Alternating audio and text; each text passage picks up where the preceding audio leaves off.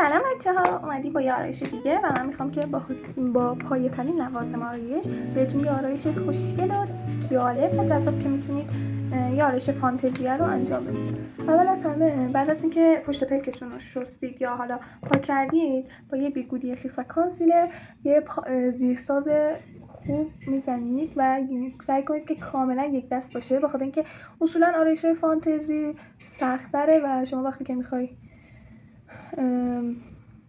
نقاشی کنی یا حالا هرچی، زیرسازت وقتی چروک بندازه دیگه کلا کار خوب نمیشه.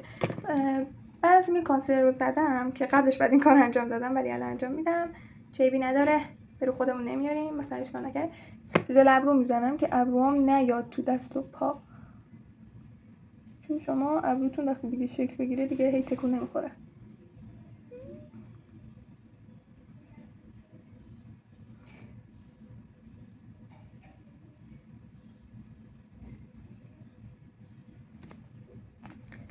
بچه من ابروام یکسان نیست، بازم برو خودتون نیارید، اصلا که نمیدونید. خب بعد اینکه من ابروامو ژل زدم میایم دوباره به یکی نیست دست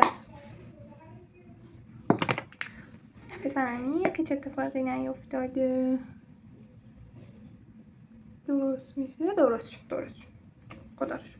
خب بعد از اینکه کانسیلرمون رو زدیم یک قلموی نازک، همینقدر نازک 3-0 برای من، که باهاش خط چشم میتونید بکشید، طراحی میتونید بکنید، ابرو میتونید بکشید و کلا کافیه یه دونه داشته باشید و 1000 تا کار باهاش میتونید انجام بدید. کافیه که داخل میکاپ و گیریم شما خلاقیت داشته باشید، خیلی کارتون راحت تر میشه و هر چقدر که طراحی و نقاشیتون بهتر باشه کارتون آسان تر.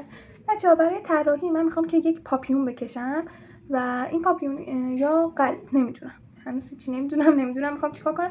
فقط میخوام که یا ستاره بکشم مثلا، نمیدونم چی بیشتر میاد، ببینید بستگی به خودتون داره دیگه، هر چقدر که راحت تر. این پاپیون میشه کشید، بذار یه دونه گردی کشیدم، یعنی همینقدر کم رنگ و دارم میرینم، برون نیارید و میام اینجا نزدیک میای یه دایره میکشم که تو دایره رو مشکی میکنیم. و بچه من دارم از آکوا استفاده میکنم و آکوا خیلی بکاره، شما باش ابرو میتونید بکشید، میتونید باهاش خط چشم بکشید، میتونید باهاش طراحی کنید، میتونید باهاش خیلی کارا کنید و این برام هم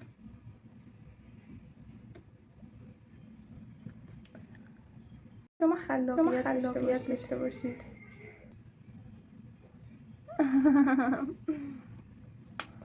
درست میشه بابا. ببینید گوش واکن برمیداریم و با میسلار واتر افتاد توش، چیزی نشده که اصلا روانه میکاپ کار، چیزی نشده که تا الان 2 تا افتاده توش. خب اب نداره، چشمو میبندیم و تو صاف میکنیم. خب که وقتی با میسلار واتر بزنید کانسیلرتون پاک میشه که با قلمو دوباره باید بزنید که زیرساز داشته باشه. خب بچه‌ها پالت نه دستم، ببینید همین الانم کلی با آکوا سعی کردم چند بار تمرین کردم، دروغ چرا. خب من 2 تا قلم‌های سرتخت دارم که داخل میکاپ ازشون به عنوان کانسیلر و کانتور استفاده می‌کنم، برای کانتور زدن و کانسیلر زدن و سایه خطای کاتگیریس و اینا رو با اینا می‌کشم. کلی کار.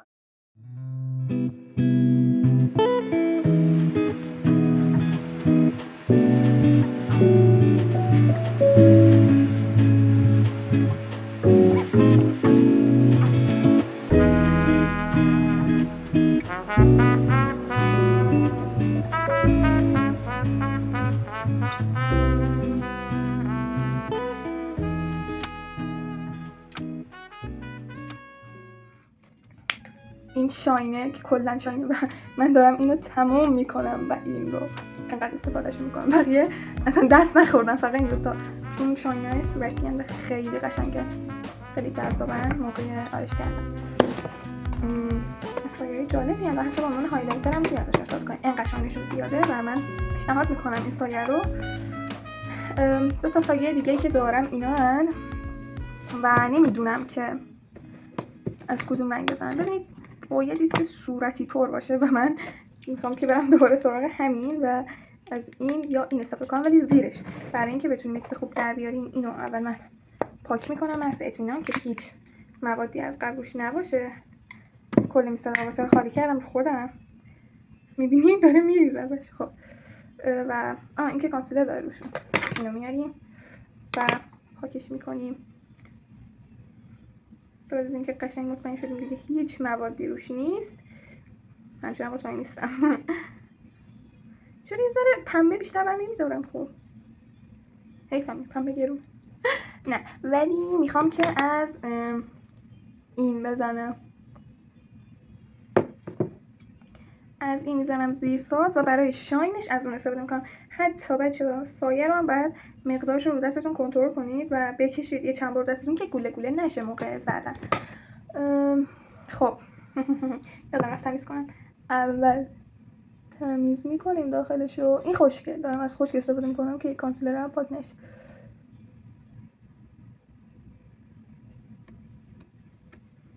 این سیاه شد داخلش. دوباره کانسیلر برمیداریم. ببینید چقدر میتونید از این قلم ها استفاده کنید. میزنیم بیپ بیپ بیپ. خب حالا با سایه خشکش میکنیم. از این سایه برمیداریم، روی دستمون کنترل میکنیم که گوله گوله نشه موقع زدن و آخه چه رنگ خوشگلیه. میزنیم روی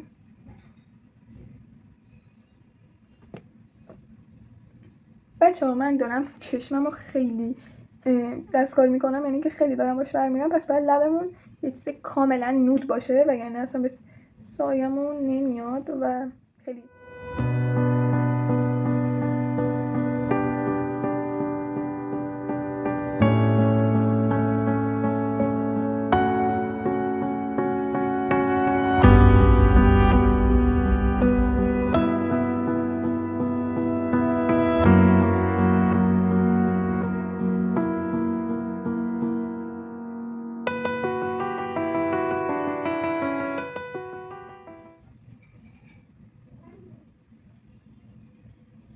اگه رو پلکه دیگه بود خیلی خوب میشد، چون میتونستم ببینم دارم چیکار میکنم. الان با اینکه تو آینه ولی بازم نمیبینم دارم چه غلطی میکنم. دیدم بذارم اینجوری میشه ها. من آخرین سایه ها رو میندازم.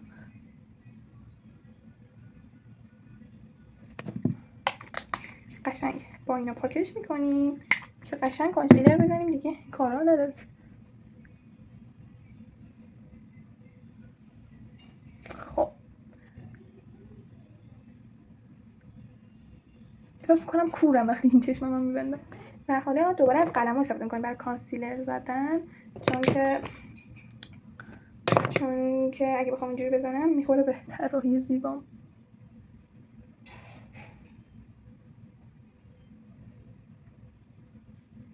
یه جاهایی اینجام چرا باید بخوره. خب یه کوچولو اصلا ببینید نزدیک سایم هم نمیشم توی با نوک این گوشه ها و بالا رو فید میکنیم. خب اوکیه. و حالا یه حالت پاپینی خوشگل داره. حالا من میام با این قلم های نازکمون دوباره یه حالت دورگیری میکنم با رنگ مشکی.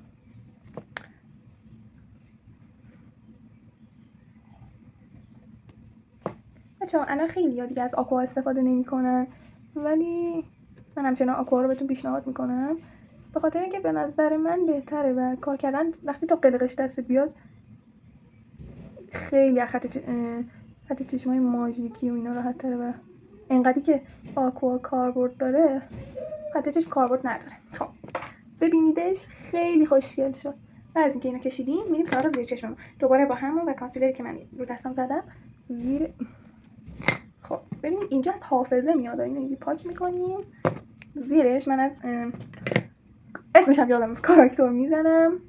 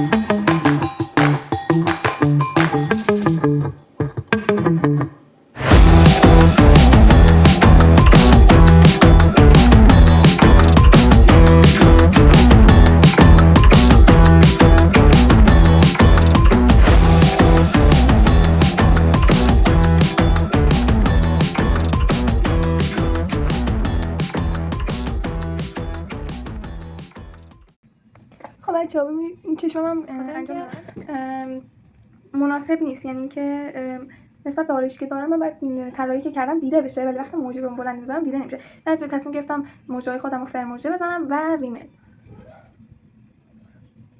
و برای فرموژه زدن باید دقت کنید که موجه‌هاتون رو نشکنید، چون اگه موجه رو اونقدر فشار بدید که بشکنه موجه‌هاتون میشکنه و میریزه.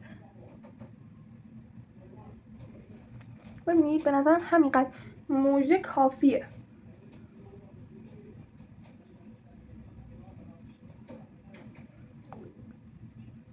ببینید موجه هم چقدر بلند شد. خب حالا اگر ریمل استفاده میکنیم،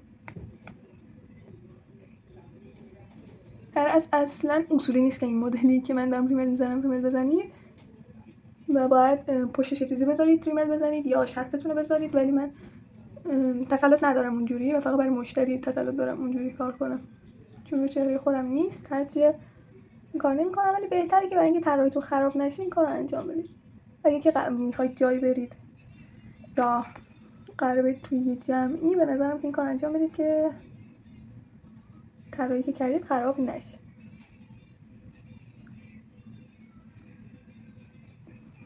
من موجه های بالامو زدم و پشت بلکم شاین صورتی زدم، اساسا پیشم نمیره بخاطر اینکه نمیاد. به کرم دور چشم میزنی برای اینکه چونکی زیر چشمم رو بگیره و آرایشی که داریم تمام بشه. من اصلا کثیف شده بچه‌ها، دوباره میسل البته دستاتون حتما بشورید یا تمیز کنید با میسل البته.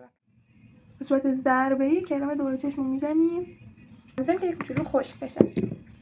خب بعد از اینکه یه کوچولو خشک شد میریم سراغ کاراکتور که کاراکتور نارنجی یا قرمز استفاده کنید که میتونید هم به صورت مستقیم بزنید. من یه حالت مداد شمی داره برای همین میتونم مستقیم بزنم، ولی اونایی که حالت پالتیان رو باید با قلم بزنید.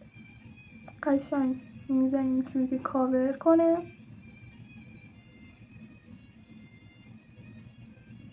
اما من نارنجی نیست، بیشتر رو به کرمی میره و حالت رنگ پوسته.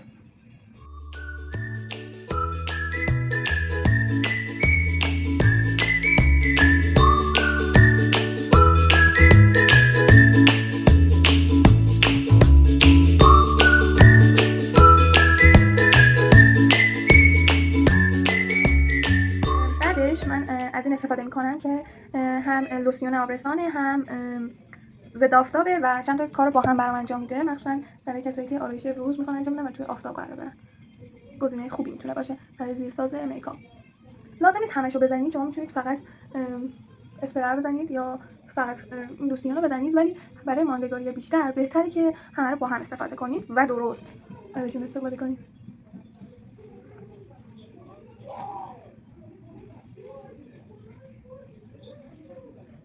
بعد از اینکه آبرسانمون هم زدیم میذاریم کوچولو خشک شه. بعد از اینکه خشک کنیم سراغ پرایم. بچه‌ها پرایم اصلا با قیافش نمیاد، ولی زیاد یه ذره میزنیم انگار زیاد زدیم. خب یه کوچولو رو بینیم زیاد شد، حالا درستش میکنیم. اول لطفا ببینید کاملا پرایم رو باید توی یه جهت بزنید و این گوله گوله میشه.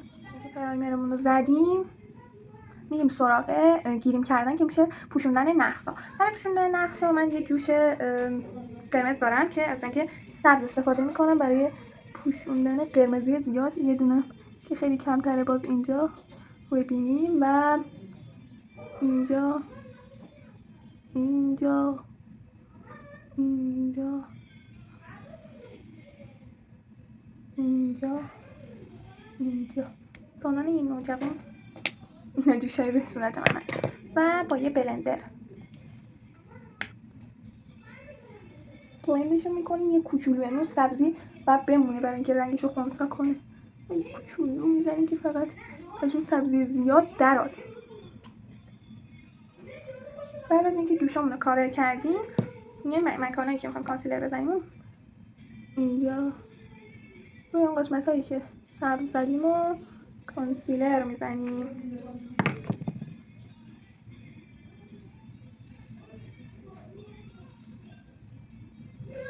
که بچه ها این الان این شکلیه، وقتی کانتور شه درست میشه. بیکوتیمون رو خیسش میکنیم که من قبل خیسش کردم. یه کوچولو روی میزنیم اینجوری. روی بینی اصلا کرم پودر نمیره و آخر ته مونده همینو میزنیم روی آخر سر که بلند شد، به خاطر اینکه زیاد بشه خیلی یه جوری میشه و پوس میشه و درست و حرفه‌ای در نمیاد. پوستم بلندش میکنیم، پوستمون یک دست میکنیم.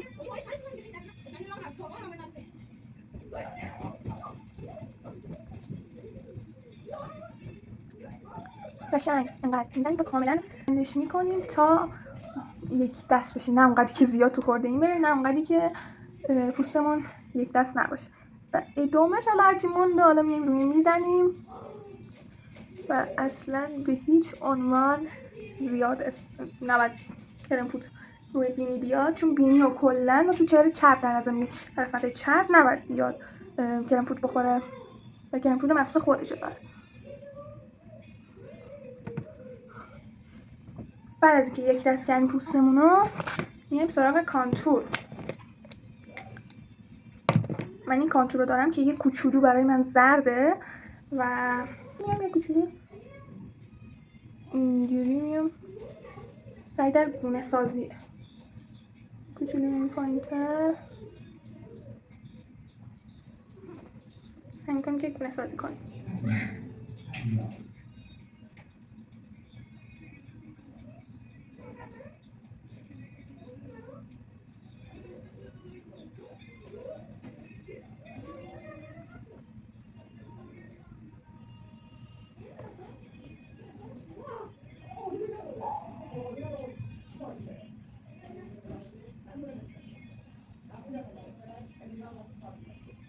بعد از اینکه یه حالت گونه طوری، یعنی من اگه می‌خواستم کامل کانتور کنم اینو تا اینجا می‌آوردم و می‌آوردم اینجا، ولی نمی‌خوایم اونقدر بولد باشه و اینو تا جای ممکن محو می‌کنیم. یه کوچولو کم خیسه، یه کوچولو خیس‌ترش می‌کنیم. بیپ بیپ و دوباره می‌زنیم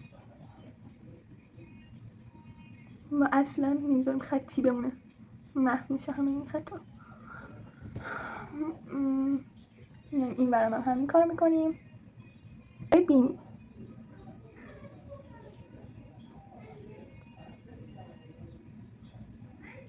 یه خط صافی و اینجا تموم میشه. و من برای اینکه میخوام بینیم کوچیک‌تر بشه و کوتاه‌تر بشه اینو تا بالا ادامه نمیدم، ولی اگه بینیتون کوچیک‌تر میخواید بلندتر بشه اینو تا امتداد ابروتون ادامه بدید و اینو به سمت بیرون بلندش میکنیم و این تیرگی تا این پایینه میاد. که این دفعه کانسیلر صفری کم استفاده میکنم که اینجا یه حالت مثلثی اصلا زیر چشم نمیره، یه حالت مثلثی میگیره و این میاد روی گونه به بالا پیدا به سمت بالا پیدا میشه. این برام همینطور یه مثلث و کانسیلر رو اینجا کانسیلر میذاریم که مشخص تر بشه و روی بینی یه دونه گردی و یه دونه خط.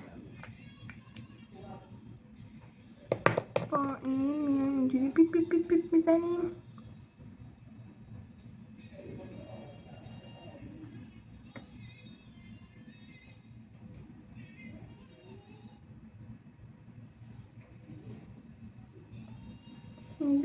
و دوباره تو هم فیدشون میکنیم.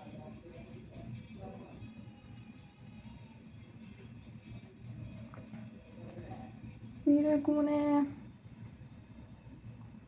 با نوکش میکشیم که کانتورمون یه کوچولو بولد بشه.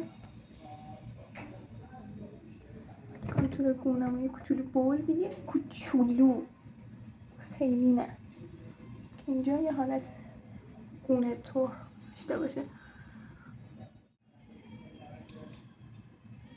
بعد اینکه فید کردیم میریم سراغ رژگونه که من یه رژگونه صورتی آوردم امروز. میخوام و از این استفاده کنم. این که قلم پودر فیکسم. قلم رژگونه یه حالت کج طور داره، یه حالت کج. میزنیم، میتکنیم که اضافهش بره و پودر فیکس بزنیم. خب یه کوچولو رژگونه زدم، نمیخوام زیاد بولد باشه، و با قلم پودر فیکسم و پودر فیکسم آرایشی که تا الان داریم رو فیکس میکنیم. دوباره رو دست کنترل میشه که یه تپه نیاد و اینجوری صورت دورانی فیکس میکنیم. دوباره فیکس میکنیم. خب میریم سراغ چه کاری؟ میریم سراغ هایلایتر که بخش مورد علاقه منه. قلممون رو تمیز میکنیم. با دستم میتونیم بزنیم و کاملا فرقی نداره، ولی اینجوری پیگمنت بیشتری بهتون میده و اگه که خوب نیست هایلایترتون پیشنهاد میکنم که با قلم بزنید. شما 2 تا قلم رو داشته باشید برای اول کار اوکیه و کافیه و یواش یواش میتونید قلم‌های بیشتری بگیرید. بینی یه کوچولو کانتورش کلا سخته. بعد از اینکه هایلایتر بینی رو زدیم ببینید بینی یه کوچولو جمع‌تر شد. میام روی گونه و اینجوری به سمت پایین یه هایلایتر تو کش بدخواهاتون میزنم. دوباره من این هایلایتری که دارم پیگمنتش کم بود و من داخل همون مغازه بودم و همونجا تست کردم و بهش گفتم من تست کنم میتونم پس بیارم دوباره مثلا اگه مربیم قبول نکرده اینا، که برگشت بهم گفتش که آره میتونی و من جلوی خودشون تست کردم و وقتی که رفتم بهش گفتم من میخوام اینو پس بدم و مربیم اینو قبول نکرده و میگه پیگمنتش خوب نیست، من قبول نکردنش و گفتن این استفاده شده است. و مثل اینکه با آرایشگاهی که من میرفتم لج بودن، من خود مربیم یه دیگه رو معرفی کرد که من پیداش نکردم. یه کوچولو هم این رو برای هم رفتم یه جای دیگه و اونا رسما انداختنش بهم، ولی دیگه تجربه میشه. و آخرین قسمت میرسیم سراغ رژ لب که من میخوام رژ لبمو از سایه استفاده کنم. میخوام یه رازی رو بهتون بگم، میتونید با سایه رژ لب بسازید. البته که میخوام بهتون یاد بدم چجوری بسازید و اینا رژ لب دارم. بیارم خط لبمو،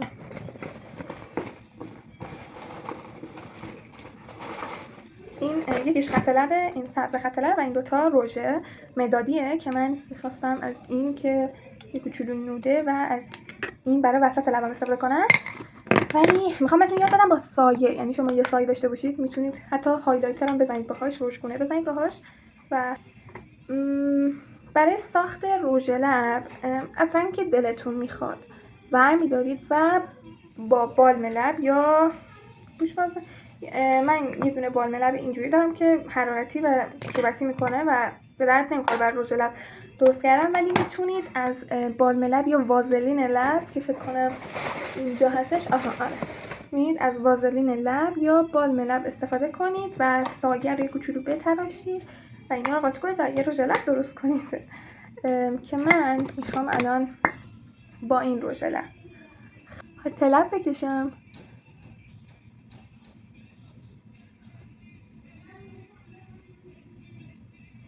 که یه چیز کاملا نوده، این یه رنگیه که کرمی طوره، حتی اینجوری میشه و به داخل فید میشه. و حالا از این رنگ قرمز داخل لبم میزنم. چقدر قرمزه، پخشش میکنم.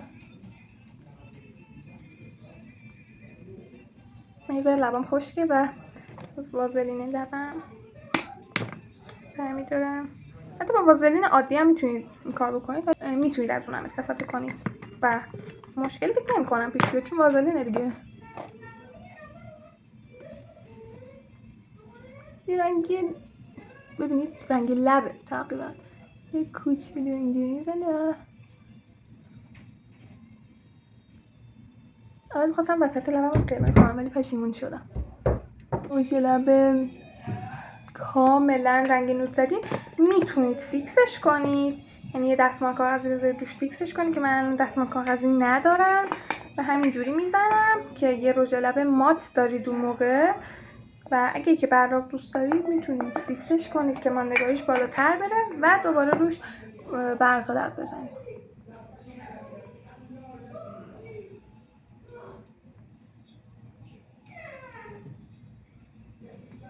ببینید رژ لبی که دارم خیلی ماته و خیلی کم رنگ و گوگولی که من میخوام یه کوچولو بیشترش کنم رنگ رژ لبمو، چون به نظرم خیلی دیگه ساده و کم رنگه و معلوم نیست که رژ لب دارم.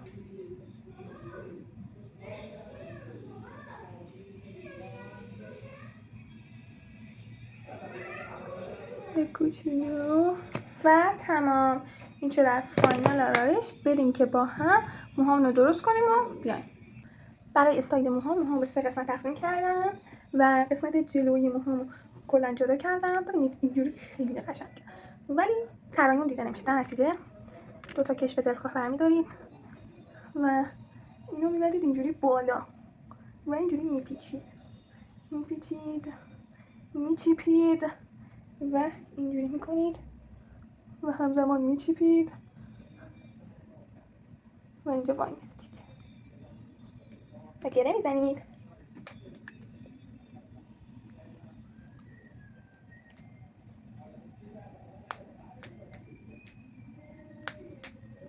یه گوجه کوچولو بامزه دارید و این برم هم همینطور.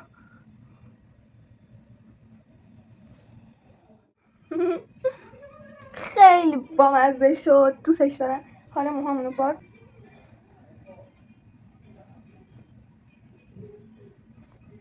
خیلی باحال شد. خب فاینال کار که توی یه نور ادیت بهتر فیلم میگیرم و داخل ویدیو میذارم. مرسی که از اینکه منو لایک میکنید، کامنت میذارید و ازم حمایت میکنید. ممنون میشم. کمکم کنید که پیجم بره بالا و با هم دیگه پیشرفت کنیم. خدافظ. خانم بیزیه مهم نیست چه نجم چیزیه نشرله بدون میکاپ چقدر تف شده چکی بعد بریکاپ اکسش کاده داده جیکاپ ولی نیستی که تو نمیدم دیس به تو که فضولی نکن هیس به تو چه یه جور بدخامو زدمش زمین مثل پوبون گذاشت لینک دونیت